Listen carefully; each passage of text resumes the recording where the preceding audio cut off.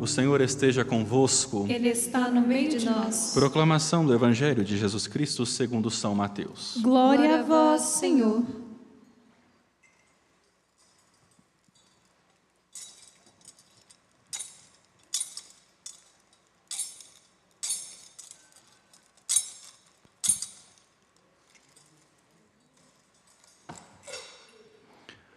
Naquele tempo, disse Jesus à multidão: com quem vou comparar esta geração?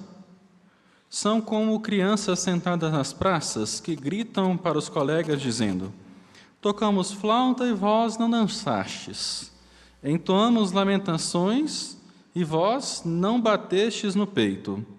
Veio João, que não come nem bebe, e dizem: ele está com demônio. Veio o Filho do Homem, que come e bebe, e dizem: é um comilão e beberrão, amigo de cobradores de impostos e pecadores. Mas a sabedoria foi reconhecida com base em suas obras. Palavra da salvação. Glória a vós, Senhor. Caríssimos irmãos e irmãs aqui presentes no Santuário Basílica da Virgem e Senhora da Piedade, sejam muito bem-vindos a esta casa de clemência e bondade. A vocês que nos acompanham através da TV Horizonte, da Rádio América e também do nosso canal Mãe Piedade no YouTube e no Instagram, sejam muito bem-vindos a esta comunhão presencial virtual.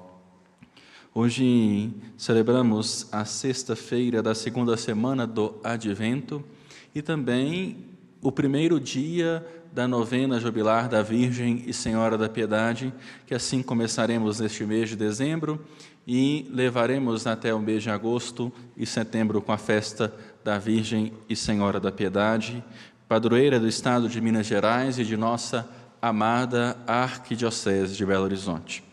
Assim, a palavra de Deus desta sexta-feira da segunda semana do tempo do Advento é tirada da liturgia do Evangelho de São Mateus em seu capítulo 11. E é um evangelho muito pequeno, mas traz uma reflexão profunda e até uma interpretação psicológica daquilo que está dentro da palavra de Deus. Em primeiro lugar, Jesus estava rodeado de uma grande multidão. O que nós então compreendemos disso? As pessoas já conheciam quem era ele, já ouviam dizer quem era ele, ouviam dizer os milagres que ele estava fazendo, os grandes prodígios que ele estava fazendo e realizando junto àquele povo. Assim Jesus era conhecido, ele estava rodeado de pessoas. Por mais que hoje nós sabemos muito bem que não necessariamente quem é rodeado por muitas pessoas é querido. Às vezes a gente age com um pouquinho de esperteza e de interesse para crescer junto dos outros, nas costas dos outros. Assim, Jesus disse: com quem que eu vou comparar essa geração? Porque vocês reclamam de tudo, nada está bom. É igual o filho quando a gente era criança em casa, pelo menos eu era assim. Graças a Deus que dei uma melhorada. Mas nada estava bom. Você que está aqui, jovenzinho, olha, a gente é assim mesmo, mas pode ficar tranquilo, passa.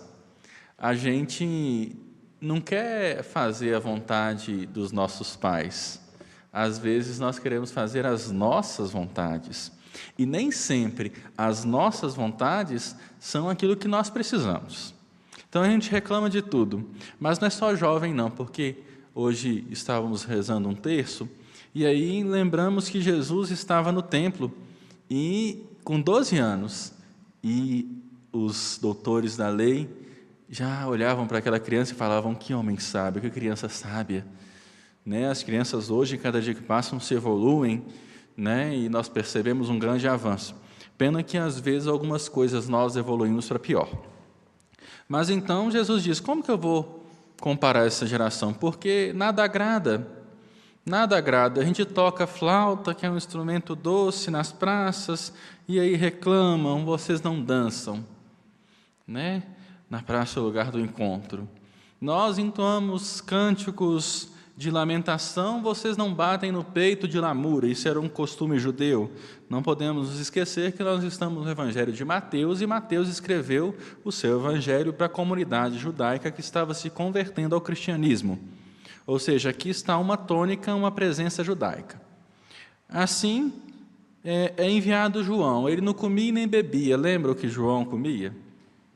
João comia gafanhotos e mel do campo. João anunciava um batismo de conversão, anunciava a vinda do Messias. O que eles fizeram com João?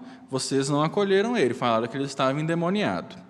É fácil, né? Hoje em dia também, não se assustem o padre estar falando isso, mas assim, nós somos filhos e filhas de Deus. Pelo batismo nós recebemos essa filiação adotiva do Cristo e do próprio Deus que nos criou, que nos salvou e que nos redimiu e que continua defendendo a cada um de nós com a presença do Espírito Santo. Nós assim recebemos a Trindade Santa no dia do nosso batismo. E assim todos nós somos convidados a buscar uma eterna conversão na nossa vida. Isto é fato.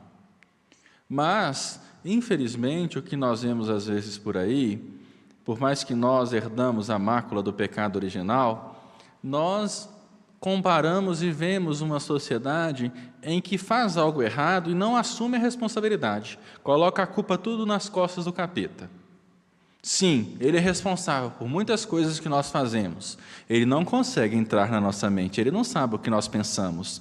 Mas, através de um sorrisinho, sabe aquele sorrisinho de canto de boca que de vez em quando a gente dá, da nossa perversidade, da nossa maldade, ele sabe o que a gente quer.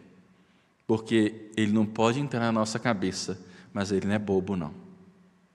Não se esqueçam que Lúcifer, que Satanás era o anjo da luz. Ele tinha poder de anjo. Ele estava próximo de Deus. Assim, nós percebemos que não quiseram acolher João. Não acolheram João, o precursor. Certamente falavam que ele era doido. Como hoje a gente fala que o outro faz alguma coisa, fala que é doido e manda para o manicômio, né? Manda para o Galba Veloso. Assim, nós devemos também buscar uma postura na nossa vida, queridos irmãos e irmãs, de que também o Filho do Homem veio e ele não foi muito bem acolhido. Eu acho que nós, enquanto cristãos, devemos parar de ser um pouquinho imaturos na fé e na nossa caminhada e assumir aquilo que nós erramos como nossa responsabilidade, porque nós sempre colocamos a culpa no outro. A culpa é minha, eu coloco em quem eu quiser, esse é o ditado, né? A gente fica terceirizando responsabilidades. Os pais não conseguem educar os seus filhos e aí terceirizam com os avós, às vezes, não são todos, graças a Deus.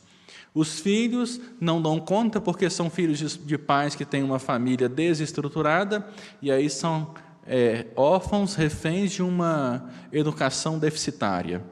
E assim nós vamos transferindo responsabilidades. Até agora eu disse responsabilidades que advêm do outro, mas coisas que nós devemos fazer, por exemplo, da nossa organização pessoal, da nossa vida no trabalho, da nossa vida na escola, do nosso estudo. Por que eu vou colocar a culpa nas costas do meu professor, que ele me dá um trabalho, sendo que ele me deu um mês para mim fazer e eu não fiz? A culpa é minha, eu fui irresponsável. Assim, nós vamos percebendo que o cristão deve ser aquele que assume as suas responsabilidades, seja homem, seja mulher, para assumir aquilo que você deve fazer, e fazer bem feito, porque, como já dizia minha mãe, de gente que já faz as coisas mais ou menos, já basta os que já têm. Assim, o Cristo veio, enviou os profetas, enviou João, não foi bem aceito, o próprio Deus se encarnou no meio de nós e chamaram ele de comelão e beberrão. Chamaram Jesus de guloso e cachaceiro. É isso que falaram. Não acolheram a Jesus. Comem e bebem. Tá certo, né? Vamos fazer uma brincadeira dizendo assim, né? A festa que Jesus ia, ele sempre dava prejuízo, porque levava a mãe dele mais 12, né? Tinha que botar mais água no feijão. Mas colocaram a culpa no Cristo, dizendo que ele era comilão e que ele era beberrão. Ou seja, não quiseram acolher. O Cristo, neste evangelho, estava cercado de muitas pessoas. E essas mesmas pessoas que disseram isso dele. Por isso também, Tome cuidado com aquele que você anda, porque às vezes na sua frente ele diz uma coisa e às vezes nas suas costas ele diz outra. Amigos são poucos, que nós podemos contar no dedo ou às vezes só em um dedo. Os outros podem ser colegas. Tenhamos este caminho que nós fazemos ao fazer a experiência da palavra. Ao fazer a experiência da palavra, nós olhamos para ela, este verbo encarnado no meio de nós, que nós assim estamos nos preparando neste tempo do advento, e que nós olhemos para nós mesmos e tiremos de nós alguns sentimentos e algumas posturas. A primeira postura que acho que nós devemos tirar do nosso coração é de nos esquivar das nossas responsabilidades. A segunda postura é que nós devemos olhar para as pessoas pelo lado positivo que elas têm, porque se nós formos olhar por aquilo que os outros têm de defeito, nós nem saímos de casa, nem olha no espelho, porque já olha para o espelho e já começa a rosnar para nós mesmos. Em terceiro lugar, na verdade, não sejamos pessoas rancorosas, não sejamos pessoas azedas, pessoas que ninguém gosta de ficar perto, gente chata. Não sejamos assim. Ninguém quer ficar perto de alguém que só ao seu lado só fala mal dos outros. Parece, nós católicos não acreditamos em energia, mas a pessoa atrai um clima ruim no espaço. E nós sabemos que tem pessoas assim. Fica falando aí, por aí, colar de mim, do outro, etc. Mas nós devemos nos esquivar desse tipo de pessoa, porque essa pessoa está sendo tudo menos cristão. Língua dentro da boca, a boca fechada não entra mosquito, né? Então, que no nosso jeito de agir, que a nossa palavra seja algo para acrescer algo na vida das pessoas. Se for falar para deturpar, para denegrir, para derrubar, é melhor ficar calado, porque de gente que já destrói, já basta os que já tem. Isso, me perdoem, e o padre não está bravo, o padre está bonzinho hoje, né? Não estou bravo, mas assim, isso é função de Satanás. A etimologia da palavra demônio é divisor. Pessoas que dividem, pessoas que não querem acrescer e não querem somar, tira da sua convivência porque faz mal. E toma cuidado porque às vezes essas coisas contagiam. E quando a gente menos percebe, a gente já está falando aquilo que a gente não deve. O padre está dizendo isso porque isso está no Evangelho. As pessoas nada agrada. João veio, os profetas vieram, Jesus veio e não agradou. Quem vai agradar? Se nem Deus agradou, quem que vai agradar? Deus é perfeito. Sabe por quê? Porque às vezes também nós devemos ter um exercício, uma palavrinha que pode ser um pouquinho difícil, mas irei explicar. Resiliência. Nós devemos olhar para o outro e saber dar a volta por cima, saber olhar para o outro e acolhermos não aquilo que ele fala, mas aquilo que presta daquilo que ele está dizendo. Sermos pessoas que olham para o irmão que está ao teu lado com amor, com compaixão e com misericórdia, e que, através de olhar para nós mesmos, este irmão nosso possa mudar um pouquinho de vida. Ninguém vai agradar todo mundo. Ninguém veio para agradar. Nós somos responsáveis por aquilo que nós falamos e não por aquilo que os outros entendem. Mas a nossa palavra tem poder. Que a nossa palavra seja uma palavra de vida, vida que este Cristo, que morreu na cruz para nos salvar, deu para cada um de nós.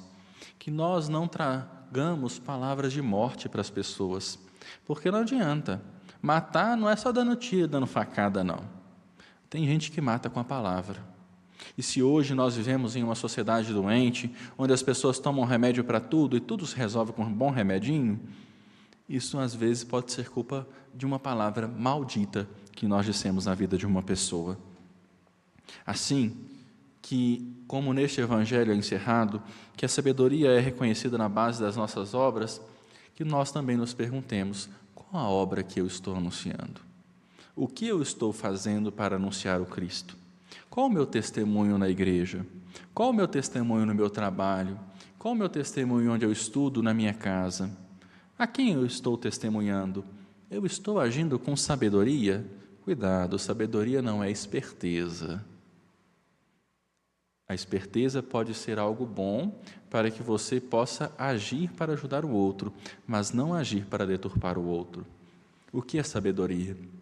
A sabedoria é o próprio Cristo, que veio, anunciou a bondade, anunciou o amor e mesmo assim se entregou como um cordeirinho, aquele que vai sem reclamar.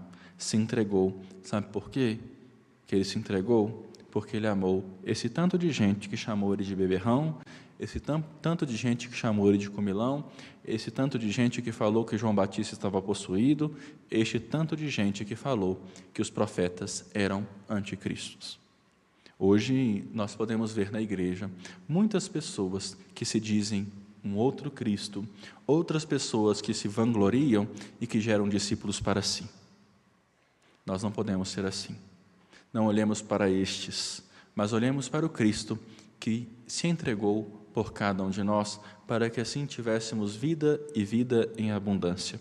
Assim, concluindo a nossa reflexão, neste dia de hoje, peçamos à Virgem e Senhora da Piedade que nós não sejamos pessoas azedas, que nós não sejamos pessoas rancorosas, que nós não sejamos fofoqueiros e que não façamos a função do inimigo na vida do outro, mas sejamos um outro Cristo, porque se fomos batizados, somos chamados de cristãos, ou seja, dê testemunho de cristão, porque daqueles que dão testemunho incoerente com aquilo que deveria ser feito com a vontade de Deus, já basta os que já são. Faça a sua parte. Se você quer uma igreja melhor, se você quer uma sociedade melhor, se você quer uma boa família, comece fazendo a sua parte, porque o mundo está precisando hoje de exemplo.